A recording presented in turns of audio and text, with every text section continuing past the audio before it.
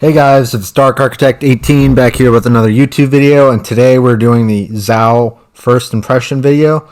So before I get into that, I just want to say I do ship reviews, dev strike videos, and much more. So before I start, make sure to like the video and subscribe to the channel. If you like the content and want to support the channel, hit that notification bell to stay up to date for all my videos. And now it's time to get to it. So we're going to break down the commander, the skills, the mods, and the overall stats that I have for my build. And then we're going to give an analysis basically of this battle overall. So first of all, with our commander, we got Azerlane Tarago with inspirations of Victor F. Einstein and Nikolai Kuznetsov. So we're doing a range and turret traverse and also HE kind of build. Skills, we have Beyond Range, Arsonist, Sponge, Fixated, and Refill Station. And then our mods, we have Main Battery Mod 2, Steering Gears Mod 2, Concealment System Mod 1, and Main Battery Mod 3. So we have a reload, main battery reload, and then we also have steering gears for our rudder, and then some concealment to help out with that. So we're sitting at 11 kilometers concealment overall, so pretty good for a heavy cruiser, legendary. So, and we also got the torpedo mod, so that's our first actual extra mod for this ship. But what I was going to say is that the main battery mod 3, I do have an epic mod on that. So I did put, I think it's 1,000 steel into it. The legendary one is 2,000 steel. So I'm halfway there with getting it there. But just wanted to let you guys know so that, you know, if you're thinking about this game and how I did, or just anything of that, at least you know that I have that epic mod on my main battery. So now we're going to break down the stats for the WoWsL with my build. So we got a survivability of 61 out of 100. We got 44,900 HP, 6 to 208 millimeters of armor, 19% torpedo damage reduction, which is actually really good for a heavy cruiser. In general, I mean, most cruisers don't even get that close with torpedo damage reduction, so that's just one thing to keep in mind with this ship. Artillery, we have an 81 out of 100, so we have 4x3 203 millimeter guns, so we got 12 8-inch guns on this cruiser with 17.9 kilometer firing range, 11.5 second reload time, 25.6 second 180 degree turn time for the turrets, 3740 max HE shell damage, and a 28% fire setting chance. So pretty good fire chance for this ship.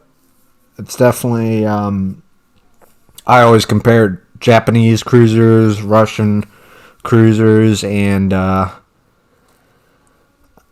yeah, I mean, those are the two main ones that I think of. Sometimes I think of French if it's like Henry IV or maybe Charles Martel or something way up there, but they're not built straight out the gate for HE for that fire chance, but good to know as well. So we got 5,400 max AP shell damage for the shells. Secondaries, we have 6x200 100 millimeter guns, 5 kilometer firing range, 3 second reload time, and 1,700 max HE shell damage with a 14% fire setting chance, which is actually really good for the secondaries, because, I mean, if you kind of think of secondaries for cruisers, like, they typically don't have a high fire chance. I mean, maybe they have 6%, I mean, maybe 10%. Most cruisers don't have very high fire chances for their secondaries. Definitely not 12% or anything past that typically, or at least that I remember I've seen when I've been playing cruisers and such. But I could be wrong, so there could be that too. So torpedoes, we got a 58 out of 100, so we got 4x5, 610 millimeter guns. So Awesome torps, 171 second reload time, so 2.5 minutes approximately. So that's pretty long for the reload for the torpedoes, but I mean, I've seen longer, at least for other ships. But yeah, so we got a 7.2 second 180 degree turn time for the torpedo tubes. We have a 23,767 max damage for the torpedoes, 1.5 kilometer torp detectability, and a 67 knot max speed for the torp. So pretty good.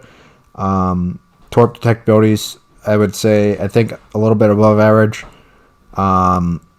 And the speed for the torps is definitely a little bit above average, and the range is definitely above average for sure. So that's, I mean, most cruisers shoot 6 to 9 kilometer torps for the most part. Some of them shoot farther, obviously at like legendary tier. I mean, like Henry IV, my torps go out 9 kilometers. So I mean, there's that kind of aspect to it. So it's kind of comparable, but not really at the same time.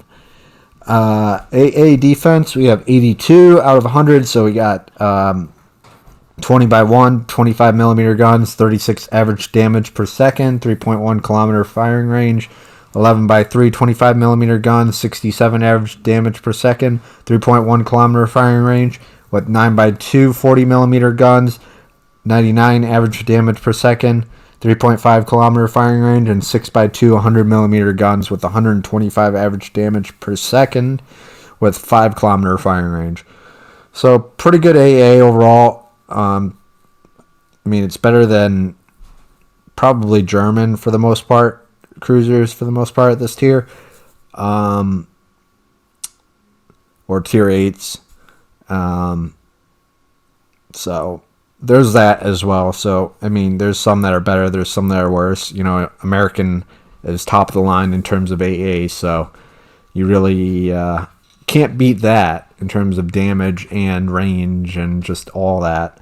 So maneuverability, we got 69 out of 100, so 34.5 knot max speed, 840 meter turning circle radius, 6.1 second rudder shift time. So it's, I mean, this cruiser is good in terms of its rudder shift time, but it is definitely not agile.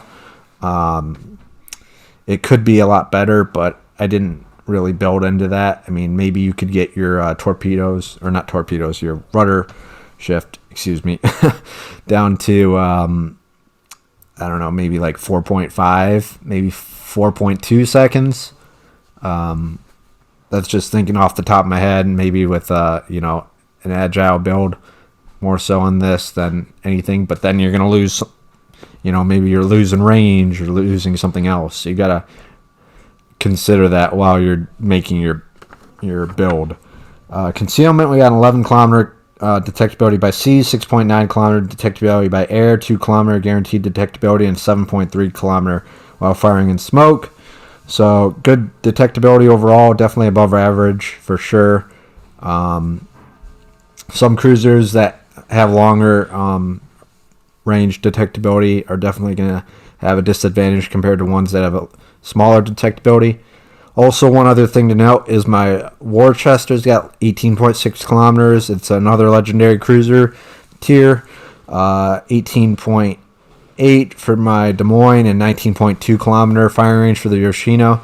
So, I mean, 17.9 is good. And as I always think of it, is that I need, I mean, right around 18 kilometers worth of range or more for a legendary cruiser to be effective. I mean, there is an exception. I do have my Minotaur at like 17 kilometers, but I mean, you don't want anything less than 17 kilometers at legendary tier. So there's that. But overall, we just started at the beginning of the battle. We kind of made our way around sea, and we pushed the team back, and we just took them one by one and smacked them with HE and all that, and really just played this boat as effectively as possible. So really hope you guys enjoyed the game. I thought this was a great battle for Zal, for, you know, first impressions of it.